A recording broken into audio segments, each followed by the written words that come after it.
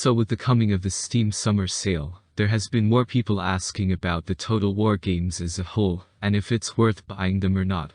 I thought I'd make a tier list of the overall rankings, and how many hours you'll get from them in my opinion. This is going to be the value from battles, campaign, DLCs and updates as they are today, not from launch. First is Shogun 1. Great opening title, great first game from CA. But it's not worth playing today at all. Unless you want to experience how far they've come along and play with some nostalgia. The same can be said for Medieval 1. The campaign was non-existent. Just don't buy them. Now, Rome 1. In terms of vanilla, no mods, I would put both Rome 1 and Rome 1 Remastered in the 200 plus hours category.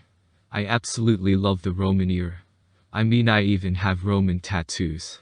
But without mods you can only get 200 or 250 hours.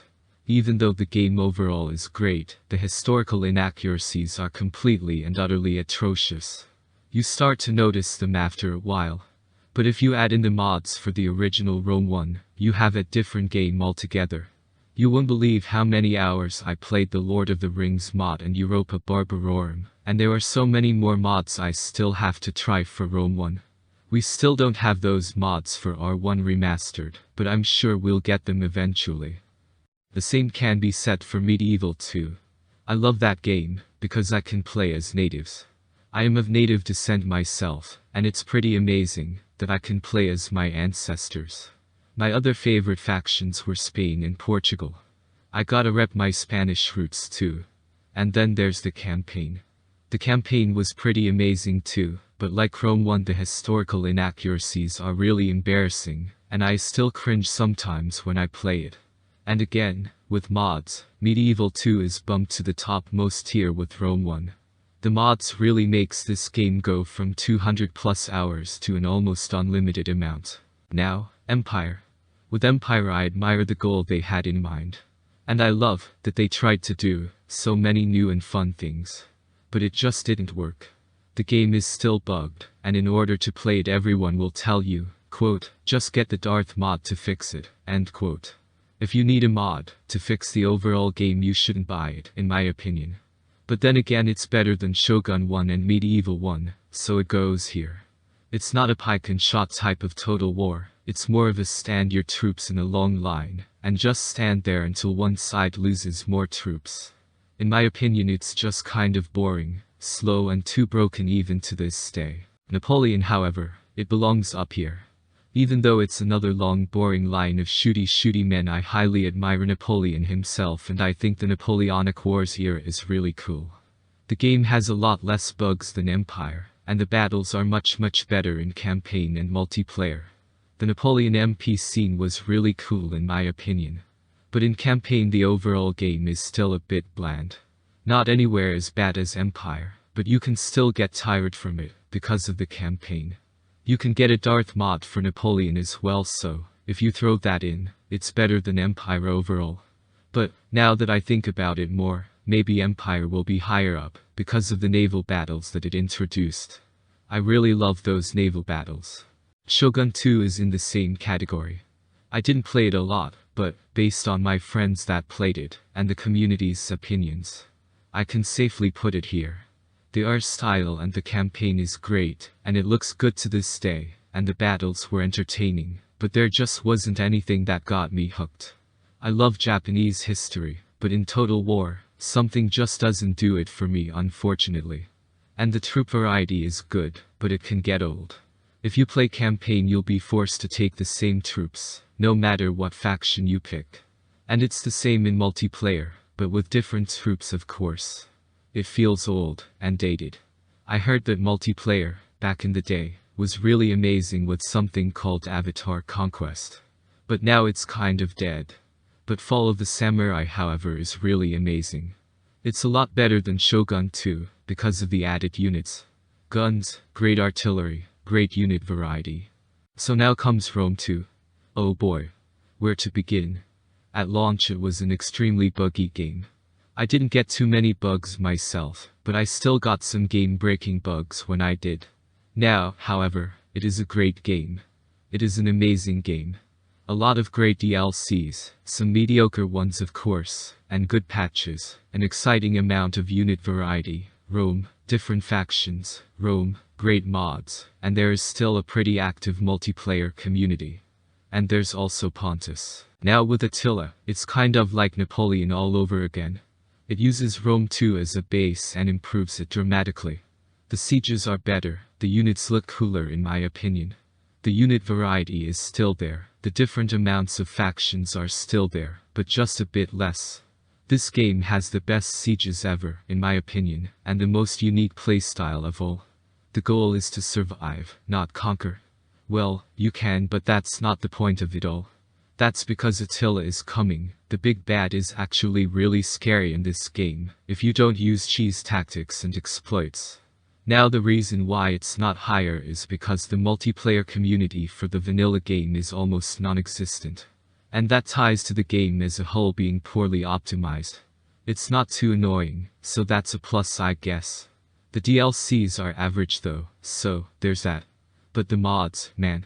The mods are really great as well, just like in Rome 2. There's a really popular Lord of the Rings mod with a really active multiplayer scene. And there's a Discord community that you can join. They arrange massive battles every so often. I highly recommend it. Now, Warhammer 1. I'm going to go over it very quickly. I say buy it 100%. Absolutely buy it, and the DLCs if you can. But do not download it, unless you really want to play the 2 mini campaigns that are in Warhammer 1 only. That's why it's in this weird category. In Warhammer 1 there is a grand campaign, and there are also mini campaigns. The same can be said about Warhammer 2. The grand campaign is now a mega campaign called Mortal Empires, and the mini campaign is called Eye of the Vortex.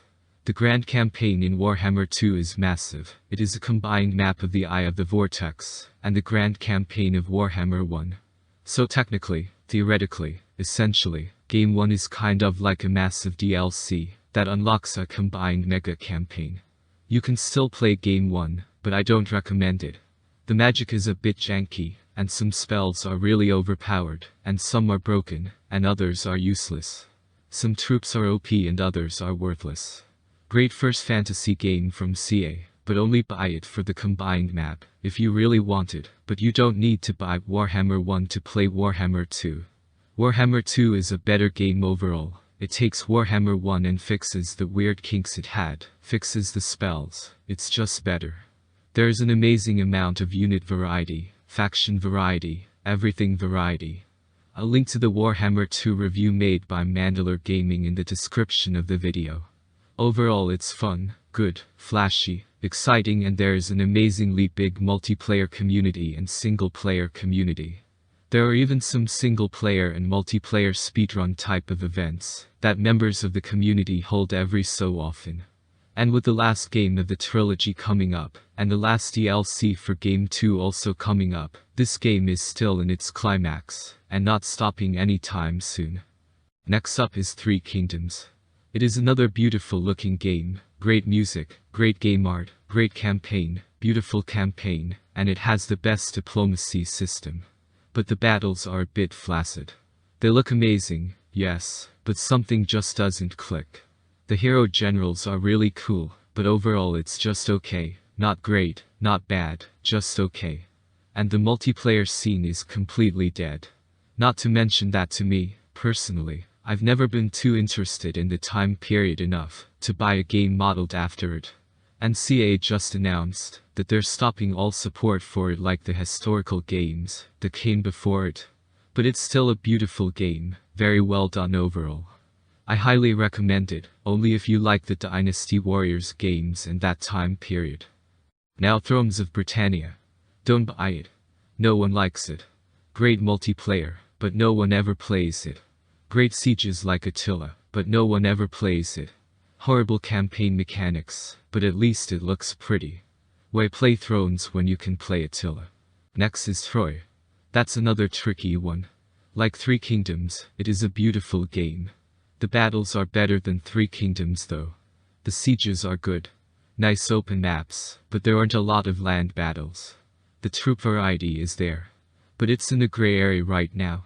We don't know if we will get a lot of hours or not even 100. It is only available on Epic Games Store, and no one that plays Total War has or needs Epic Games, other than Jarl of the Appian Way on YouTube, as he is the only YouTuber that covers the campaign, and the only one that covers the multiplayer scene, so we aren't sure if there is going to be a modding or a big multiplayer community once it arrives to Steam. Even though it is a great game and the battles are really fun, the campaign mechanics are great, but not a lot of people tend to talk about it. Again, only talked by Mr. Appian and his community. More people talk about Rome 2 or Shogun 2, and those are older. I'm not sure if it is going to be a popular game once it arrives on Steam later this year. Once it arrives on Steam and more people buy it, I really do hope that it will pick up more players. But now that you've seen what I think the value is, this is the value that the community agrees upon. I took the average from over 30 tier lists, polls I found in the Reddit community and the Total War forums. So, there isn't too much change as you can see other than 3 kingdoms. Not a lot of people, myself included, like the way the game was implemented, and you can see that here. But the main reason why a lot of other people don't like the game is because of the unit variety and the sound that arrows make during battle, as well as some people stating unnecessary and ridiculous political reasons. And yes, I'm serious about the arrows part. The next slide I'm just going to put up everything else that is Total War related. Everything from the past, present and future. Some can still be bought, some can't, and some are in closed beta. Starting from the top down we have Warhammer 3. I put it in the top, because when it releases, Warhammer 2 is going to be bumped down all the way to the, quote, only if you love that time period, end quote, slot, and Warhammer 3 will take its place. Now to the middle bracket.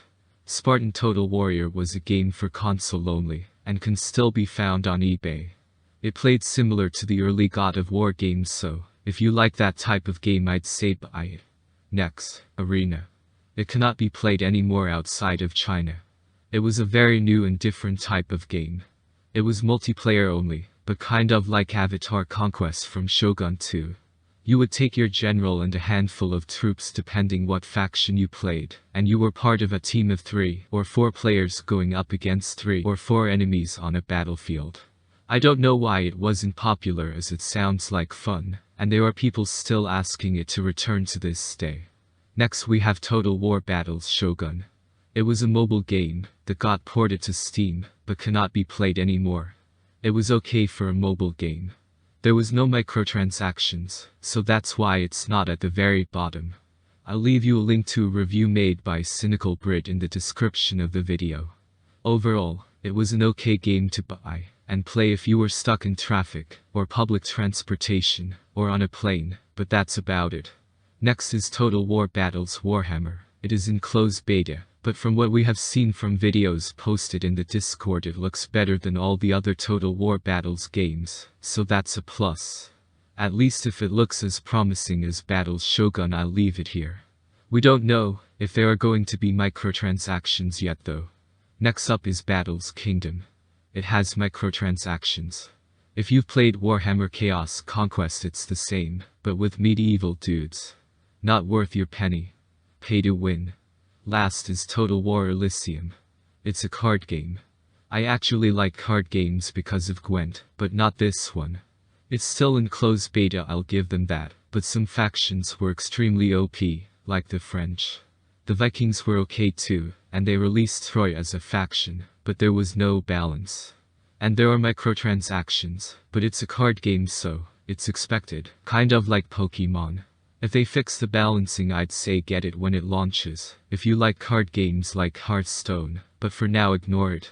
So yeah, if you're new to Total War, welcome to this hectic community, and I hope you have fun with whatever game you pick up. Please like and subscribe. XQCL.